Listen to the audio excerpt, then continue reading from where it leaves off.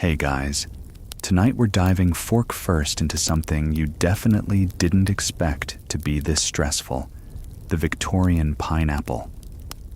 That's right.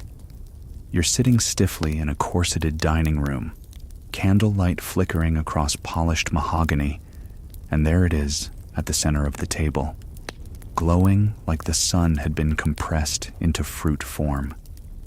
And you, poor soul, are just trying not to sweat through your waistcoat as the butler unveils it like it's the Ark of the Covenant.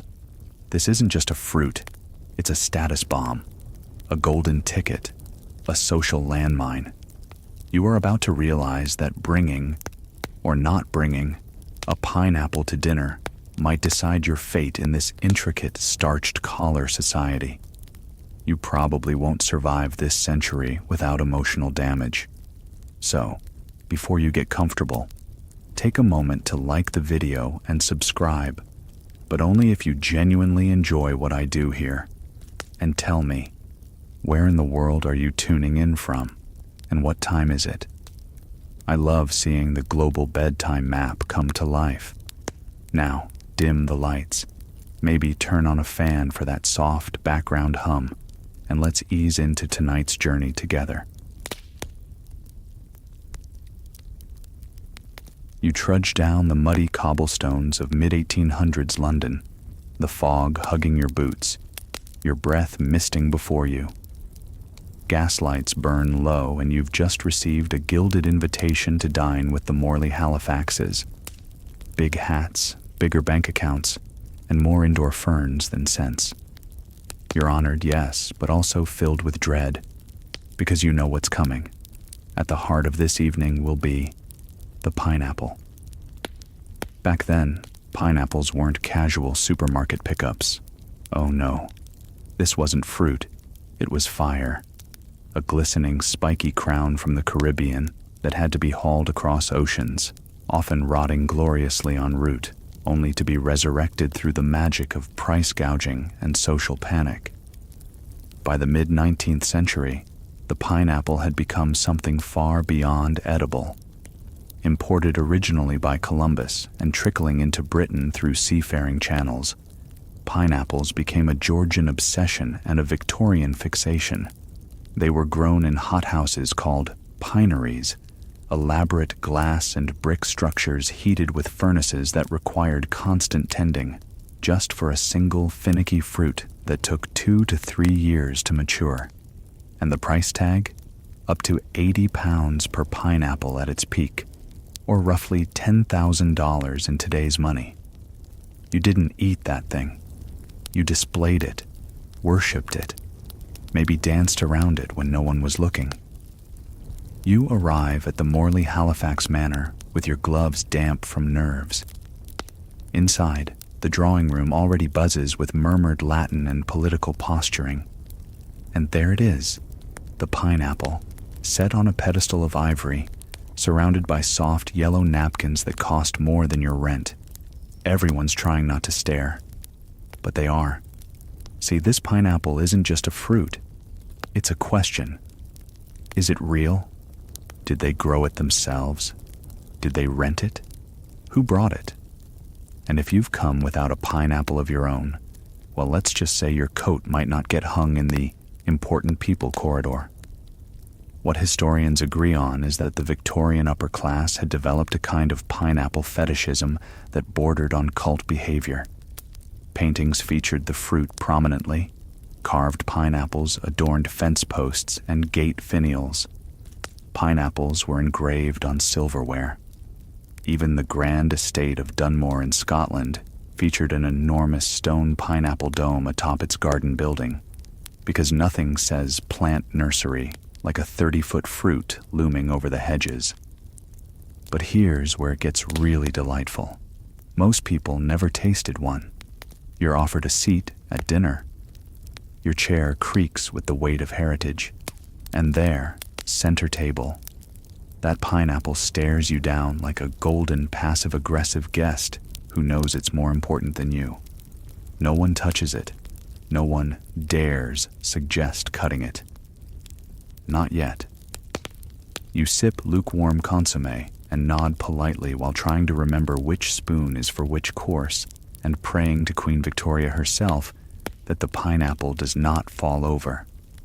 Historians still argue whether this pineapple craze was more about exoticism, imperialism, or pure competitive snobbery. Probably all three. What's certain is that the pineapple wasn't about taste. It was about theater. Imagine being the footman whose job it is to carry it to the table. One wrong bump and your social death is sealed. There are reports, whispers really, of a poor scullery maid in Manchester who was dismissed after tripping near a pineapple and making it wobble perceptibly. You wonder, who's even brave enough to touch it? Not you, that's for sure.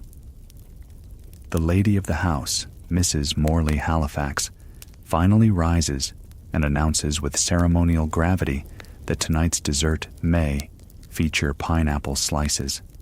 The room gasps gently, someone coughs in awe, and you realize then that it's not really about eating it, it's about being allowed to.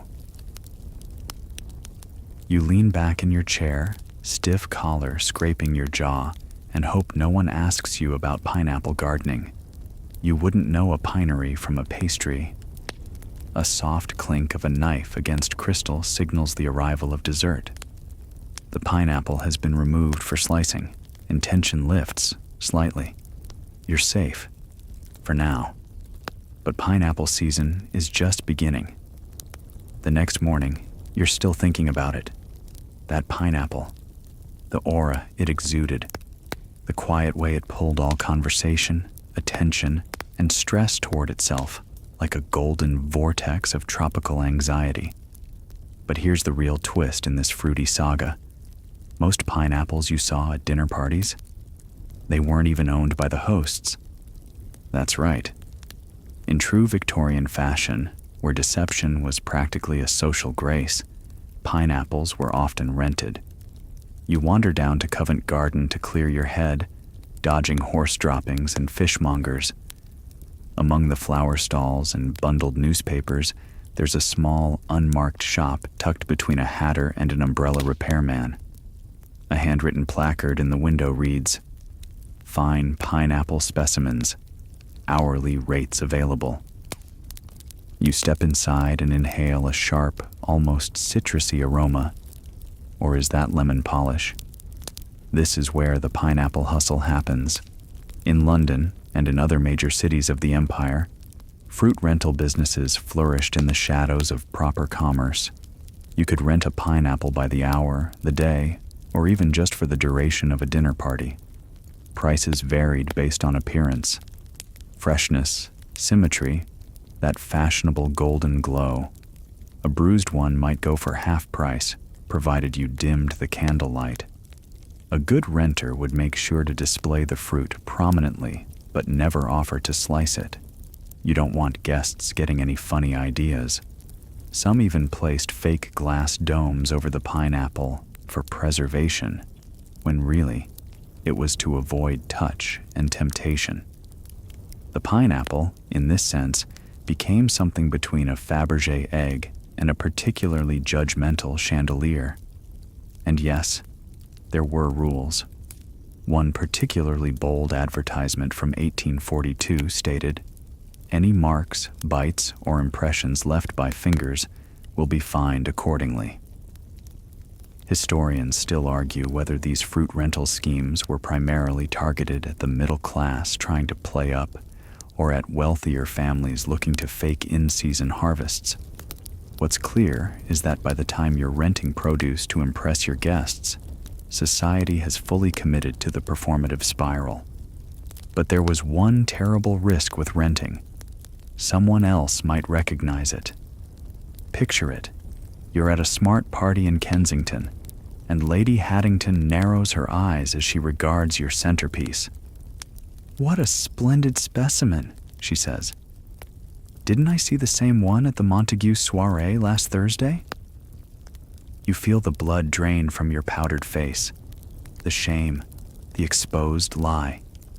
You pray the pineapple catches fire just to end it all. That's the thing. There was no recovery from a known rental pineapple. It was a social wound that festered.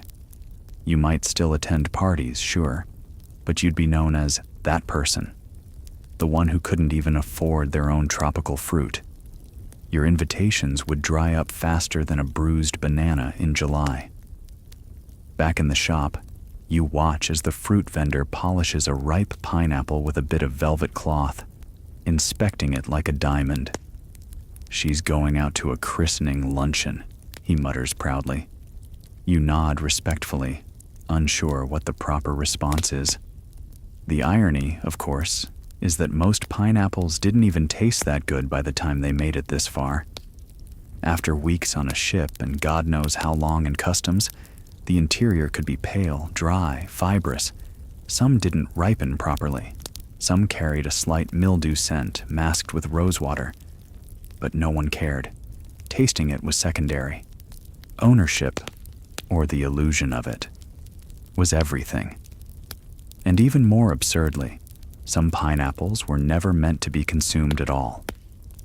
Display pineapples were passed around from event to event, sometimes for weeks, like overworked actors forced to play the same tired role night after night.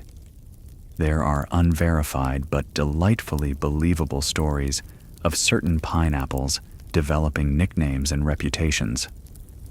Sir Spinesalot, for instance, was allegedly seen at over 7 parties in one season, always perched on his own little silver tray. And in truly bizarre fashion, families who owned pineries would sometimes keep an heirloom pineapple under glass for as long as it would hold up, a shriveled, leathery testament to fortune and horticultural patience. As you exit the rental shop, a delivery cart creaks past you, carefully transporting 3 pineapples nestled in straw.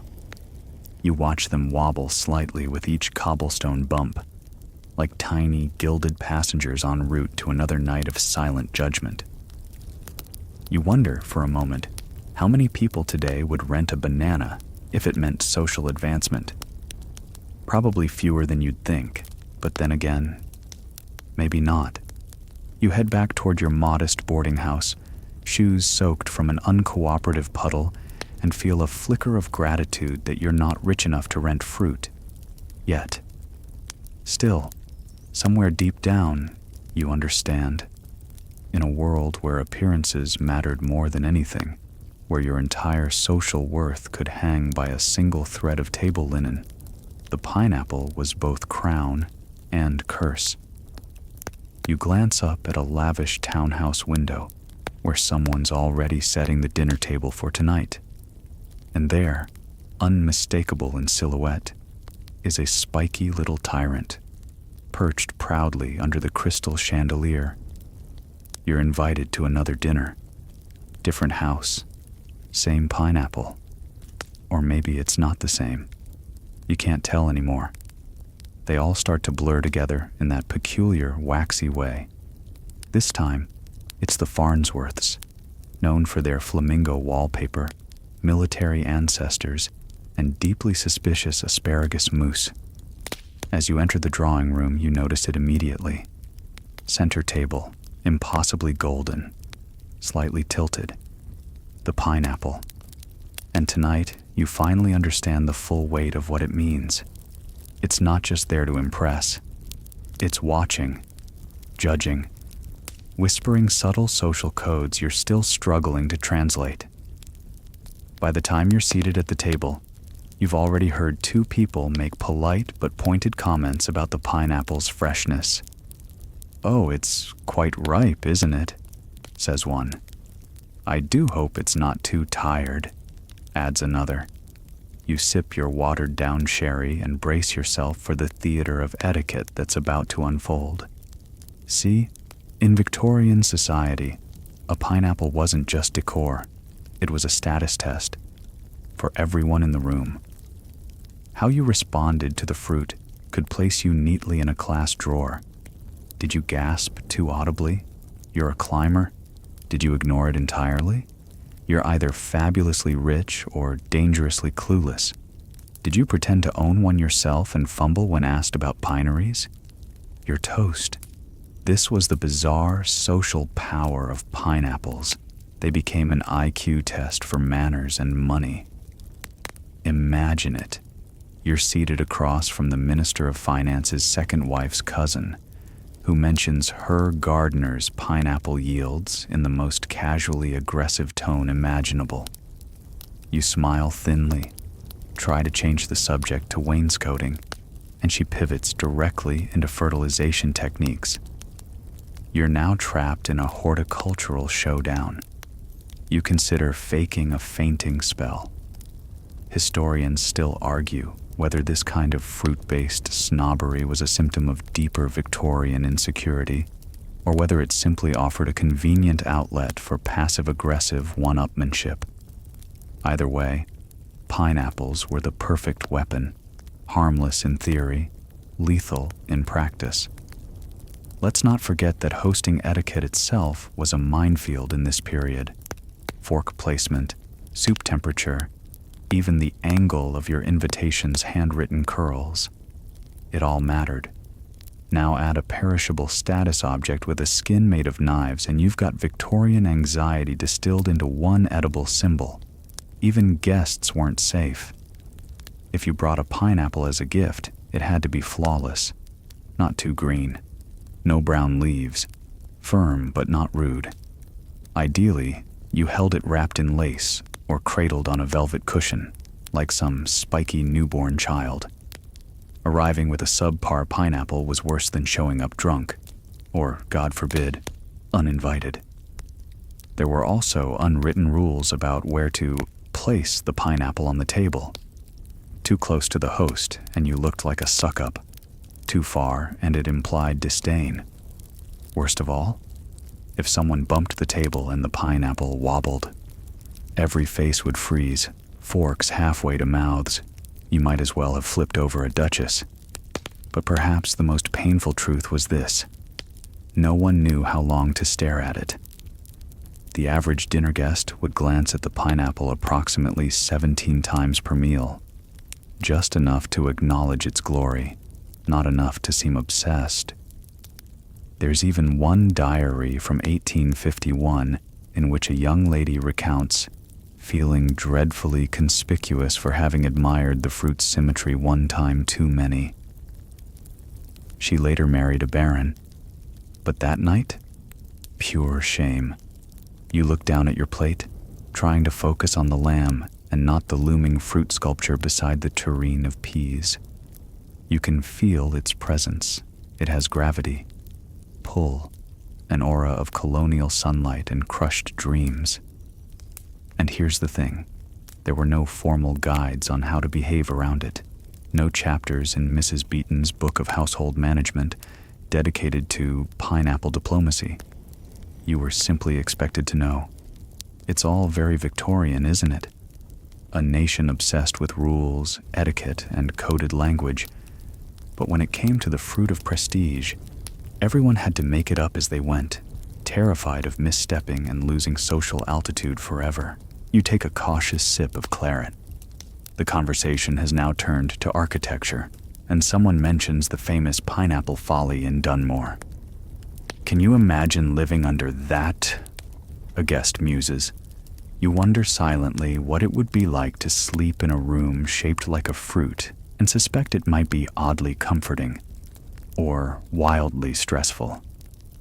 The pineapple is removed at last. 2 footmen do it together, synchronized like royal guards disarming a weapon. The relief is palpable. People laugh a little more easily. Someone even jokes. And for the first time all night, you can exhale without worrying that the fruit will take offense. You leave the dinner party exhausted, head spinning with conversational footnotes and pineapple anxiety. On the carriage ride home, you replay moments where you might have slipped. Was it too obvious when you complimented the fruit's fragrance? Did your laugh sound forced during the fertilizer discussion? The pineapple, it seems, has followed you home, not physically, but in spirit, a fruity ghost of status and dread. You arrive at your modest lodgings, light a single gas lamp, and stare into the quiet dark. Then you chuckle softly to yourself. One day you think, they'll just eat the thing, but not tonight. By now, you've seen enough pineapples to last several lifetimes. And yet, tonight, you find yourself at the conservatory of Sir Mortimer Bliss, a rotund man with suspiciously pink cheeks and an obsession with rare ferns. He's not throwing a dinner party this time. No, this is something else. He's showing off his pineapple stove. You're ushered past hothouse roses and melancholy palms until you reach a brick structure that hums with gentle heat. The smell is sweet, damp, and slightly smoky. Inside, a row of pineapples are growing slowly, symmetrical, glistening, and smug. One of them looks almost ready to be harvested. Its spikes gleam like little bayonets. Sir Mortimer beams. Takes nearly 2 years to grow one properly, he says, wiping sweat from his brow with a silk handkerchief. But oh, the satisfaction. This is where it all began, you realize. The domestic cultivation of pineapples in the chilly, sun-starved climate of Britain. In the 18th and 19th centuries, before refrigeration and global shipping, pineapples were virtually impossible to grow on British soil without extreme intervention. Enter the pineapple stove, or pinery. A marvel of Victorian over-engineering, these brick-lined hotbeds were designed to recreate the warm, humid conditions of the Caribbean, using nothing more than decomposing manure, glass panels, and an excess of free time. And manure there was. Underneath the pineapples, buried in clever subterranean tunnels, vast quantities of horse dung fermented and warmed the soil above. It's an olfactory experience you're not likely to forget. Historians still argue whether these stoves were an actual attempt at sustainable fruit production or merely a flex for the gardening elite. The reality is, they were both. For wealthy landowners, growing your own pineapple was the ultimate symbol of mastery over nature and colonial mimicry. Because make no mistake, the pineapple was never native to British soil. It was ripped from its natural climate, repotted, coddled, and coaxed into growing where it most certainly did not belong. In a way, you think, the pineapple was the botanical equivalent of empire, and cultivating one wasn't easy. You had to know about soil temperatures, airflow, root rot. You had to manage humidity like a spa technician, and above all, you had to wait. 18 months, sometimes longer, all for a single fruit. Naturally, this level of investment led to a curious phenomenon. Most people who grew pineapples refused to eat them. There are letters, real ones, from 1840s estate owners who describe the agony of harvesting their first pineapple. One reads, "I placed it upon the sideboard and stood in silence before it. To consume it felt akin to murdering a beautiful guest." Another entry describes a housekeeper crying over a sliced pineapple, as though she'd witnessed the carving of a beloved pet. And truly, once you'd waited 2 years, maintained compost tunnels, adjusted dozens of tiny vents, and guarded against rogue mold, well, slicing it open did feel wrong. So most pineapples grown in Britain were placed under glass, admired by guests, and left to slowly collapse into syrupy ruin. Some were lacquered and preserved, others passed down as family heirlooms. Imagine inheriting your grandfather's first pineapple. You could almost see the Victorian-style inheritance document. "To my eldest son, I leave the bronze telescope and the fruit that never was." But even if you did eat it, the act wasn't simple. There was a ritual to slicing a homegrown pineapple. Special silver knives, the right music, sometimes even hired musicians. Yes, one estate in Surrey reportedly employed a harpist to play during the consumption of its first successful fruit. A pineapple recital.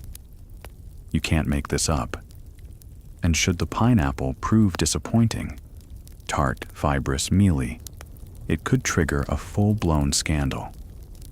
There's a record from 1862 where an entire weekend gathering ended prematurely when the host's prized pineapple was found to be suspiciously hollow. You can't help but marvel at it. All this fuss, all this attention, for a fruit that today you might buy for a few quid and toss into a smoothie without thinking twice. But that's the point, isn't it? In Victorian Britain, everything had to mean something. A pineapple wasn't just a fruit. It was a statement, a trophy, a character in the ongoing play of social dominance. As Sir Mortimer proudly points to a tiny sprout, a future pineapple no larger than your thumb, you ask him if he'll eat it once it's ripe. He pauses, then says, "Oh, heavens no, I'll probably have it framed." You walk back out into the foggy evening, shoes crunching against gravel. There's a smell of coal smoke and peonies in the air.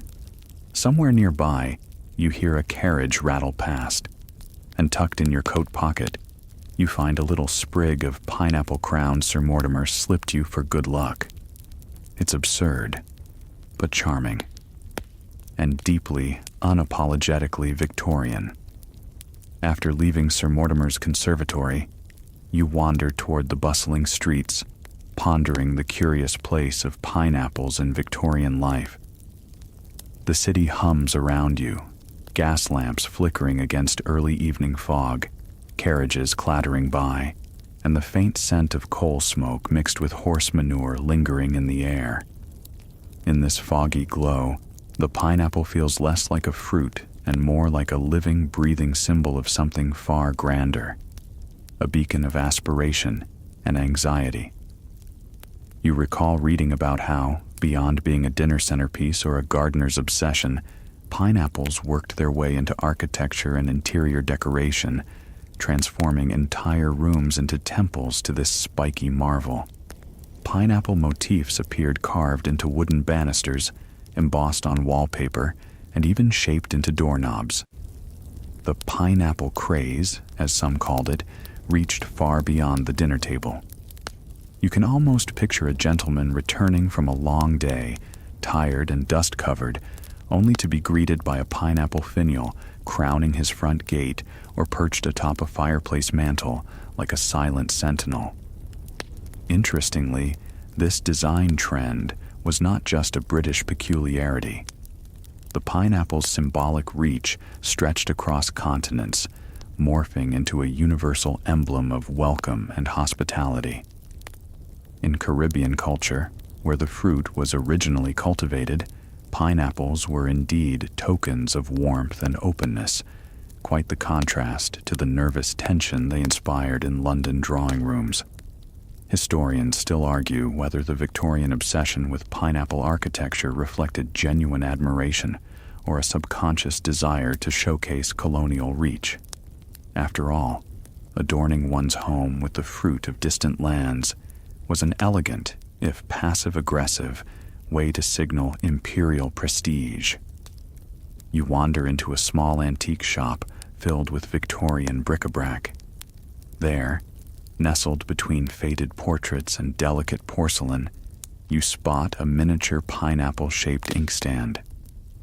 You pick it up and run your fingers over its smooth brass surface, imagining the hands of a Victorian clerk poised to sign letters that may have decided the fate of empires, all under the silent watch of this gilded fruit. But here's a quirky twist. Some pineapples were not only decorative, but functional. There's an odd tradition in certain Victorian homes of using pineapple-shaped containers for storing salt, spices, or even perfumes. The pineapple became a kind of Victorian Swiss Army knife, part status symbol, part practical tool, part conversation starter. Yet not all pineapples were welcome. The story goes that some Londoners considered the pineapple motif gaudy or vulgar, too showy, too colonial. "That's not a pineapple," one scornful aristocrat allegedly muttered about a particularly ornate finial. "That's a prickly little boast." Social critics of the era sometimes lampooned the pineapple obsession, joking that some families would rather live in a pineapple than share a meal with their neighbors. These satirical jabs reveal a subtle undercurrent of discomfort with how the fruit could both unite and divide society. And so, as you leave the shop, clutching the brass inkstand as a curious souvenir, you realize how deeply the pineapple infiltrated Victorian life, not just as an exotic delicacy or an awkward centerpiece, but as a complex symbol weaving through architecture, etiquette, and everyday objects. The next time you see a pineapple motif, you might smile softly, thinking of those stiff dinners, slow-growing fruits under glass, and the ever-watchful eyes of an anxious empire. As you drift from the antique shop, the city's sounds fade into a soft murmur, and your thoughts circle back to one of the more curious Victorian pineapple customs: the pineapple gift. You might imagine a simple fruit basket, but no, this was far more elaborate. Presenting a pineapple to a host was an extravagant act, both a sign of deep respect and a test of social grace. The pineapple was the ultimate gift, rare, expensive, and impossible to ignore. To give one was to say, "I consider you worthy of this tropical marvel." Receiving a pineapple, however, came with its own delicate dance. You couldn't just tuck it away in the pantry.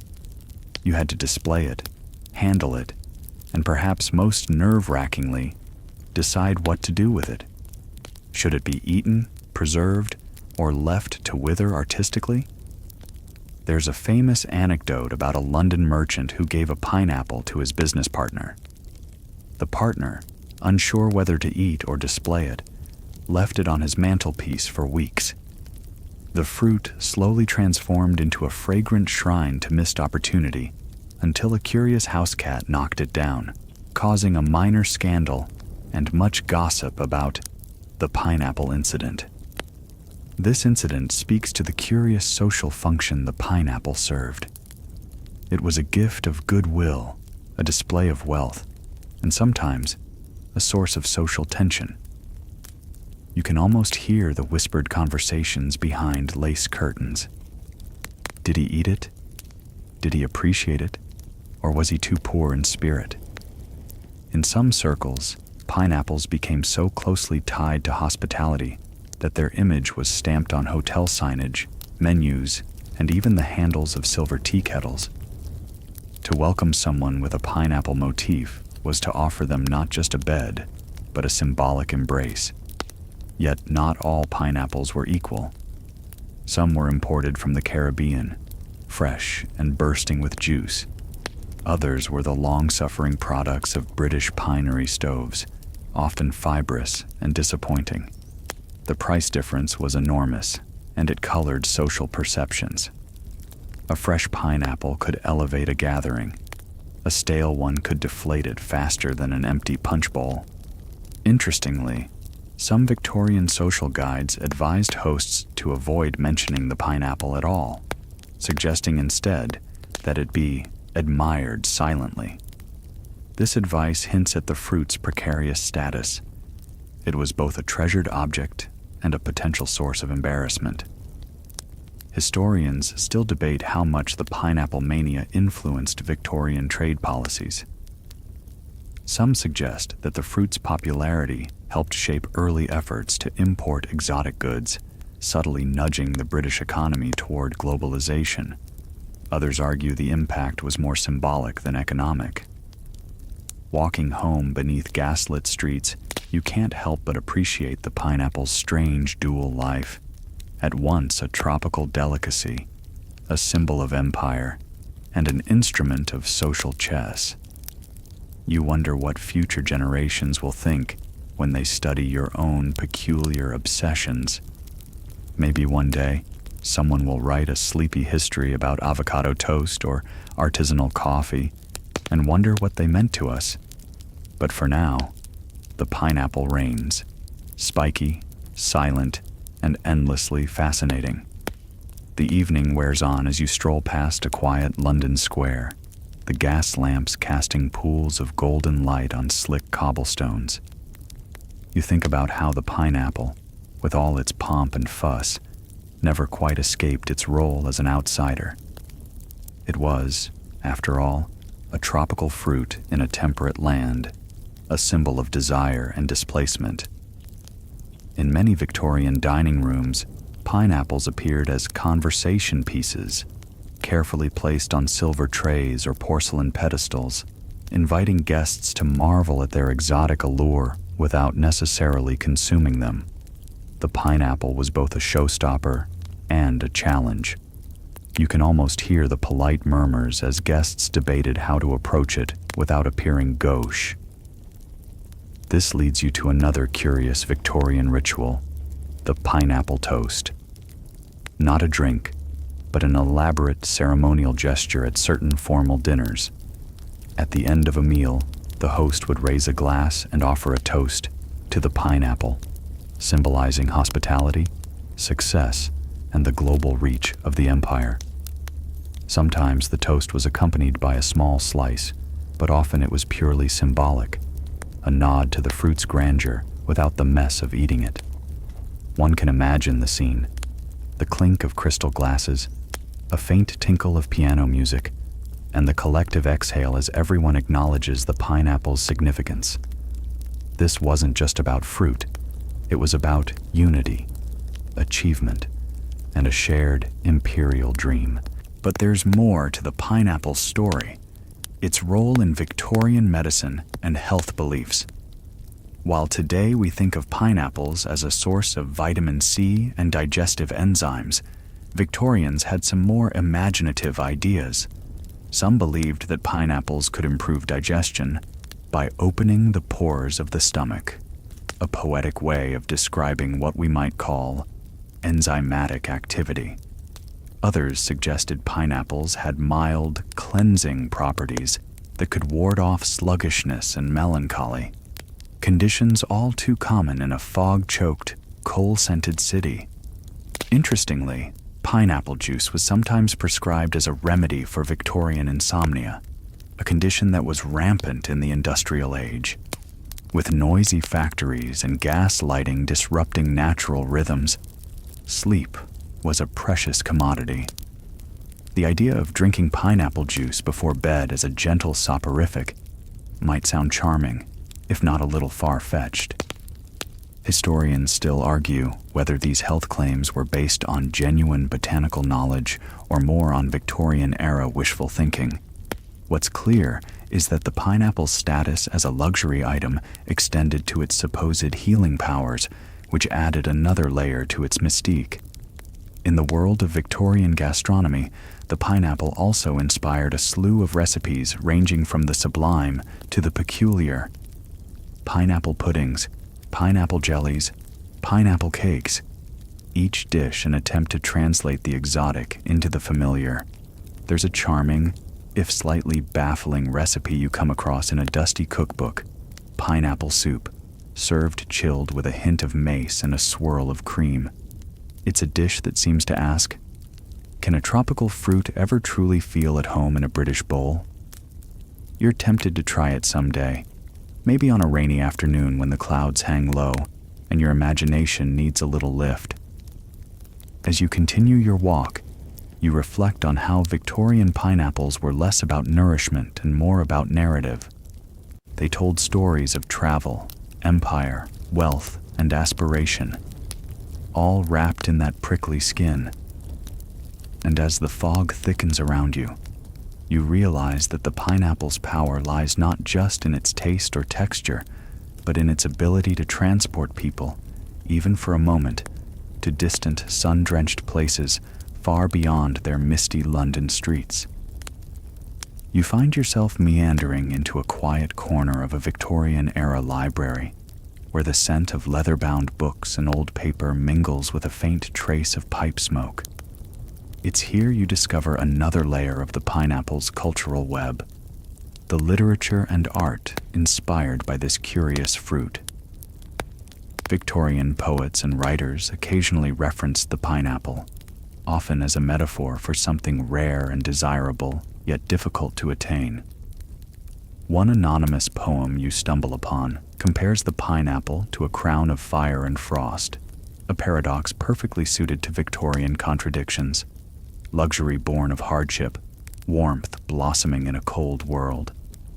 In the realm of visual art, pineapples appear in still lifes, often alongside other exotic goods, like starfish, coral, and foreign spices. These paintings weren't just about pretty pictures. They were statements about global reach and taste.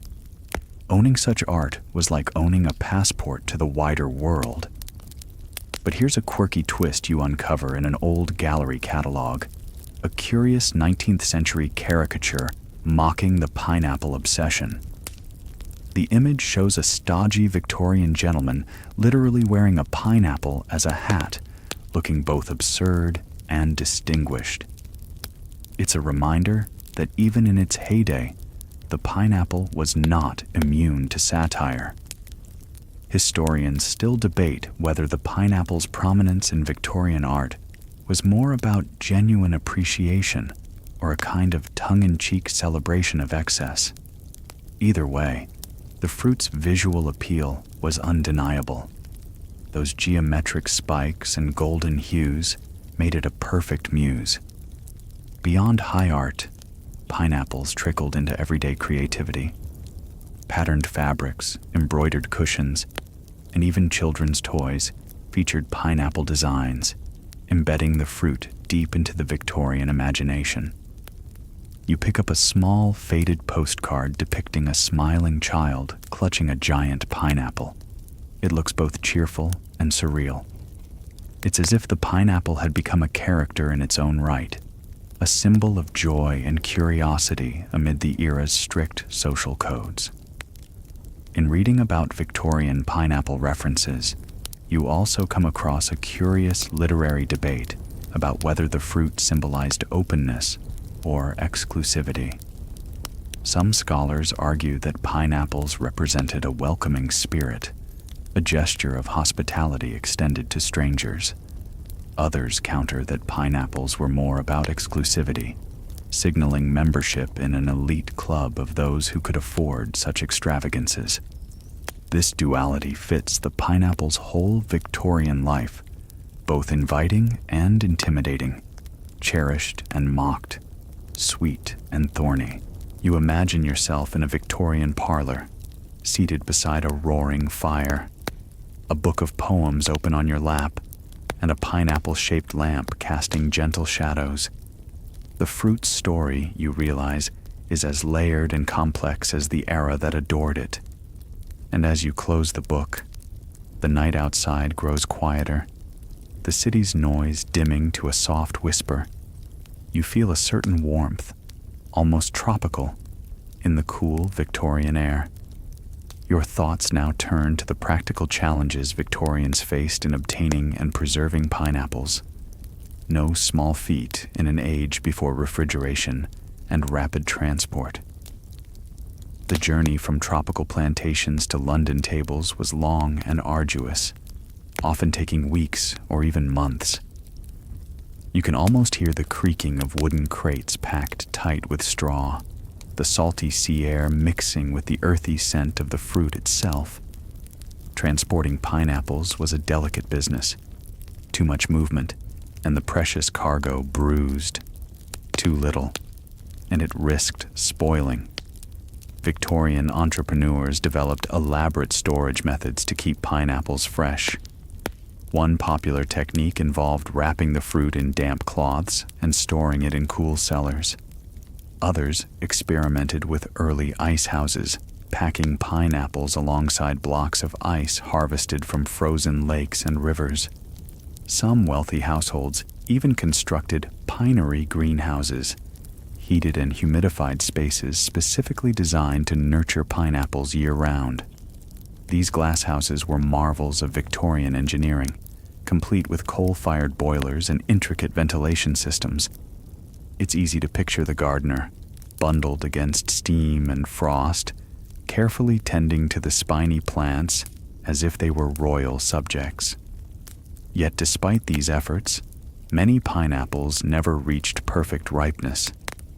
The fruit's reputation for being fibrous or sour often stemmed from the constraints of transportation and storage.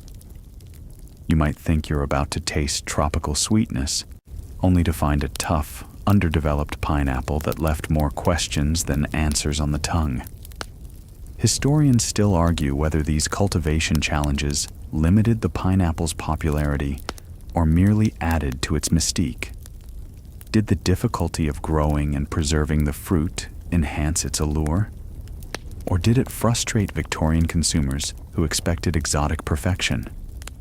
The pineapple's journey also had an impact on global trade routes. Ships returning from the Caribbean or South America often carried pineapples alongside sugar, rum, and spices. The fruit became part of a complex web of commerce connecting continents, laborers, and consumers in ways both visible and hidden. You can almost see the sailors unloading crates, some exhausted, others excited, as the tropical bounty reached colder shores. Each pineapple carried not just flavor, but stories of oceans crossed, climates braved, and cultures intersected. The story doesn't end there. Some enterprising Victorians attempted to grow pineapples locally in pots, keeping them on windowsills or in orangeries. While these homegrown fruits were often small and misshapen, the act of cultivating a pineapple at home was a quiet triumph of patience and hope. You imagine a gentle rain tapping on a greenhouse roof, a gardener's hand brushing the leaves of a stubborn pineapple plant, waiting for that perfect moment when fruit meets frost-free air. And as the night deepens around you, you realize that the pineapple's journey from tropical soil to Victorian table was as much about perseverance and promise as it was about sweetness.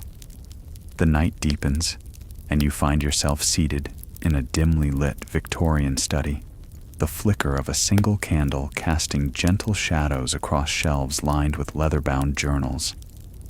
It's here you explore the social rituals surrounding the pineapple at dinner parties, those carefully choreographed events where every gesture mattered. Imagine yourself as a Victorian gentleman or lady entering a grand dining room, the air heavy with the scent of polished silver and faint traces of lavender. The table is laid out meticulously, with a pineapple, fresh or preserved, proudly occupying center stage. Its presence is not merely decorative, it commands attention, an unspoken challenge to guests to appreciate its rarity and status. You lean back and watch as the host offers the pineapple around the table, slicing it with a silver knife that glints under the chandelier. The moment is delicate. Should you accept the slice graciously or risk offending by declining? Eating pineapple was a statement, a way of signaling your sophistication and appreciation for the finer things. Interestingly, Victorian etiquette manuals offered detailed advice on how to serve and eat pineapples, emphasizing modesty and restraint. No one wanted to appear gluttonous, especially over such a costly delicacy. You might recall the delicate balance of not eating too quickly, yet not appearing disinterested. A culinary tightrope indeed. Behind this, there's a curious tradition of pineapple parades, where freshly cut fruit was carried into the dining room by servants in elaborate procession. Part spectacle, part reverence. The pineapple was almost a guest of honor, its arrival eliciting murmurs of admiration and the soft clinking of glasses. Historians still debate whether these rituals reflected genuine affection for the fruit or were performative displays of wealth designed to impress visitors. Either way, the pineapple's role went beyond taste. It was theater. There's also a slightly odd custom involving leftover pineapple. Instead of discarding scraps, Some Victorian households would repurpose the fruit's fibrous core to make preserves or medicinal syrups. These concoctions were believed to aid digestion or soothe coughs, turning pineapple waste into health elixirs, a frugal yet fascinating practice. You might smile imagining a grandmother stirring a bubbling pot of pineapple syrup over a low flame, the kitchen filled with warm, sweet aromas that comfort and calm.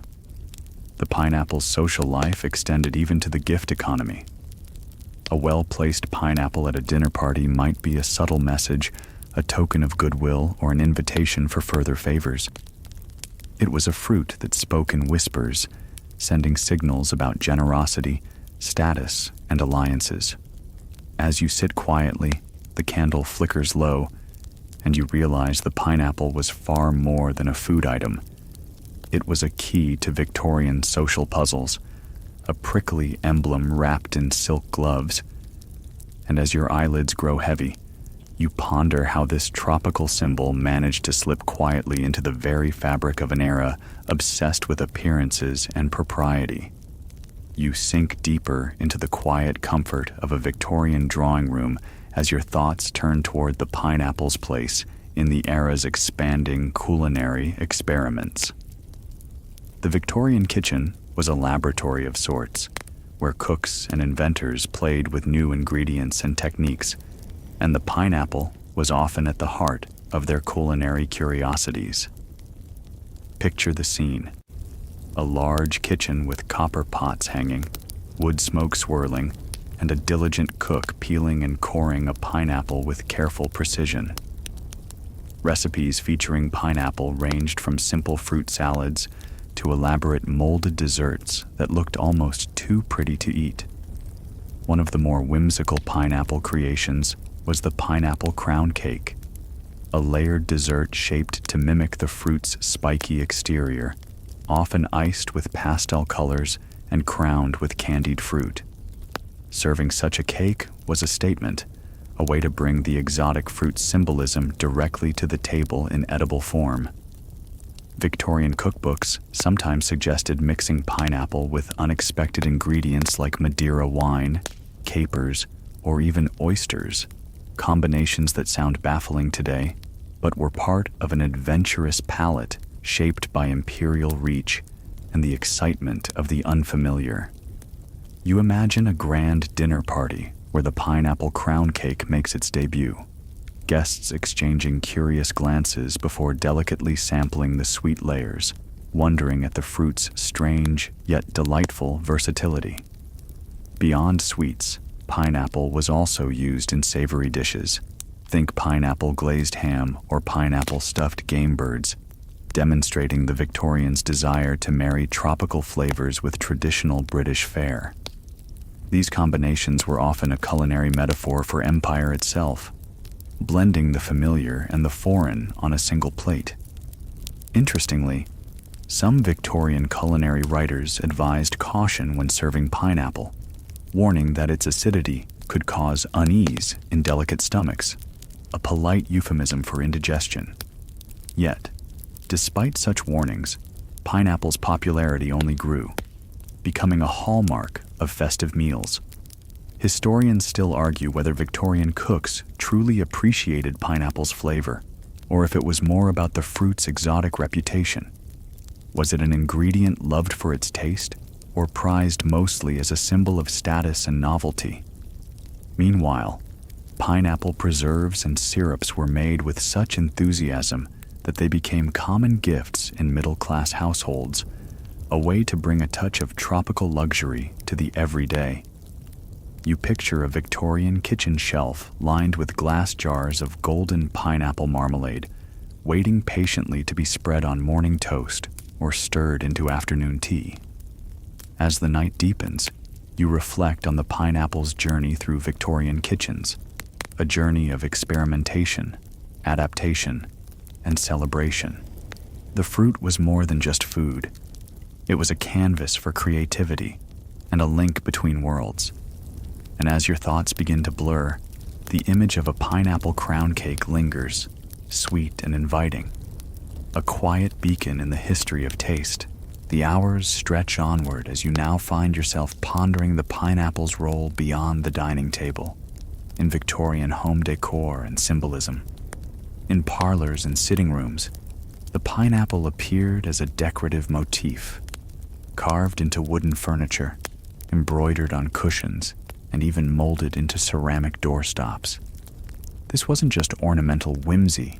The pineapple had become a symbol of welcome and hospitality, a way for homeowners to silently say, "You are invited here." The gesture was subtle but powerful, linking the exotic fruit's rarity with the warmth of invitation. Imagine walking into a Victorian home where the front door knocker was shaped like a pineapple, or spotting a pineapple carved into the mantelpiece, catching the light like a tiny golden treasure. These details were part of a visual language, understood by many, but spoken softly. The pineapple's use in architecture and design echoed its broader social significance. It was a badge of refinement, a nod to global connections, and a marker of good taste. Some Victorian guidebooks even advised hosts to display pineapples or pineapple motifs in entryways to impress visitors and convey generosity. But there's a quirky historical tidbit here. Pineapple door knockers were sometimes believed to have protective properties, keeping away bad spirits or ill luck. While this may sound like superstition, it speaks to the fruit's deep embedding in Victorian imagination, beyond mere status symbol. You think about how this symbolism connects back to the era's fascination with exoticism and the unknown, the pineapple as a tangible link to faraway lands and mysterious customs. Historians still debate how widely the pineapple's symbolic meaning was understood by the general public versus the upper classes. Was it a true emblem of welcome, or a fashionable affectation? In addition to decor, the pineapple appeared frequently in Victorian literature and poetry as a metaphor for generosity and warmth, reinforcing its role as a cultural touchstone. You recall a passage from a lesser-known Victorian novel describing a character's pineapple heart, meaning a warm and open spirit, a phrase that feels both quaint and charming. As your mind drifts, you notice the faint outline of a pineapple-shaped shadow cast by the flickering firelight, and the quiet strength of this symbol begins to feel almost comforting.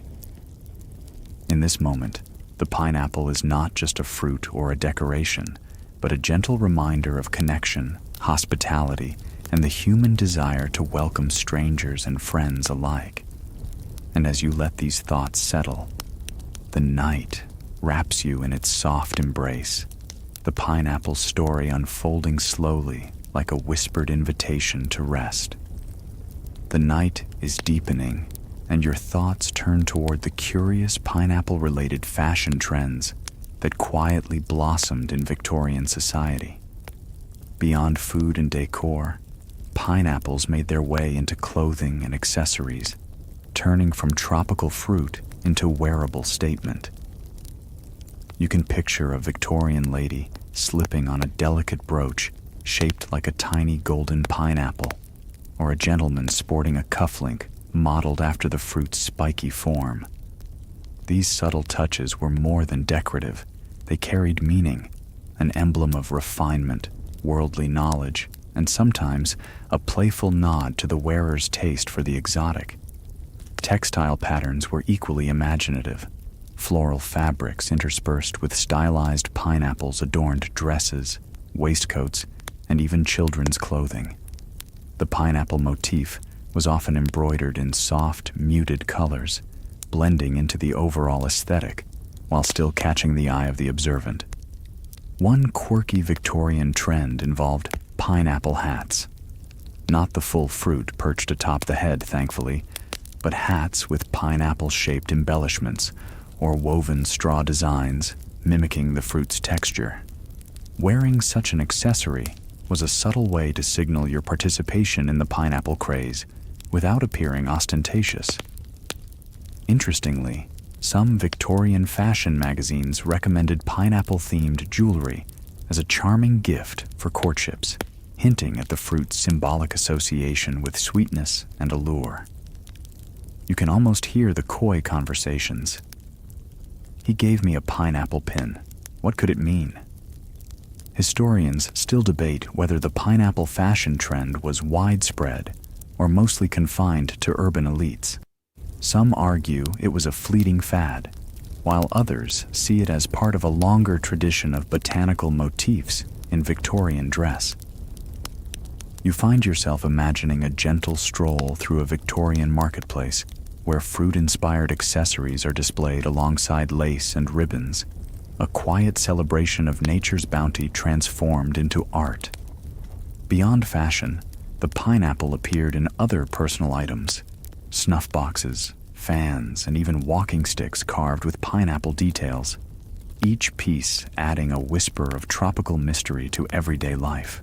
And as you relax further into the night, you realize that this gentle fashion statement wasn't about boldness, but about connection, linking wearer and world, past and present, through a shared symbol of hospitality and rare beauty. The pineapple's journey through Victorian wardrobes is yet another chapter in its rich story, a story that continues to surprise and delight even as the shadows lengthen and your thoughts grow soft and slow. The evening deepens and you find yourself reflecting on the pineapple's place in Victorian science and botany. Those earnest pursuits that combined curiosity with the era's obsession with classification and discovery. Victorian botanical gardens were treasure troves of exotic plants, and the pineapple was a prized specimen. You imagine wandering through glass houses filled with lush greenery, humidity heavy in the air, where pineapples grew alongside orchids and palms. Gardeners and scientists alike marveled at the pineapple's resilience, structure, and unique flowering process. One peculiar fact you uncover is the practice of forcing pineapples, an elaborate horticultural method involving carefully controlled heat and moisture to trick the plant into fruiting outside its natural tropical environment. This technique was a source of pride among Victorian gardeners, requiring skill and patience. In fact, some Victorians saw pineapple cultivation as a symbol of human mastery over nature, a botanical triumph echoing the era's wider imperial ambitions. You might chuckle imagining a botanist in a top hat, carefully measuring the growth of a pineapple while scribbling notes about its queenly stature and prickly armor. The language of Victorian botany often anthropomorphized plants, reflecting both admiration and control. However, not all scientific observations were straightforward. There were debates about the pineapple's origins, whether it was native exclusively to South America or also cultivated independently in the Caribbean. Even today, historians and botanists still argue these points, underscoring the complexity of tracing botanical histories through imperial records.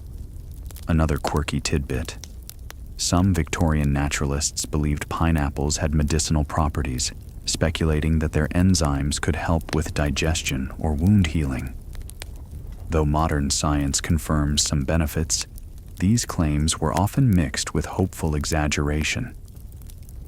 Victorian scientific societies frequently held pineapple-related lectures and exhibitions, showcasing the fruit as an emblem of discovery and refinement. These events blended education with socializing, much like the dinner parties you've already encountered. As you imagine the soft murmur of such gatherings, the gentle clinking of glassware, and the hum of polite conversation, you realize the pineapple's story is woven deeply into Victorian life, not just as a fruit, but as a symbol of knowledge and progress. And as the candle burns low and the night grows stiller, you feel a quiet admiration for the pineapple's unexpected role in science, a reminder that even the most delicate things can inspire wonder and debate. You drift now into the final moments of your Victorian pineapple journey, contemplating how the fruit's curious reputation intersected with fears and superstitions swirling in the era's collective imagination. Despite all the elegance and science, pineapples also carried whispers of the unknown, sometimes prompting hesitation or even outright fear.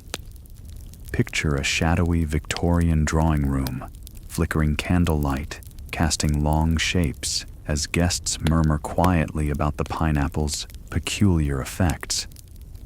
Some believed eating pineapple might cause faintness or discomfort, complaints wrapped in euphemisms that made the fruit seem almost mysterious, like a potion with unpredictable powers.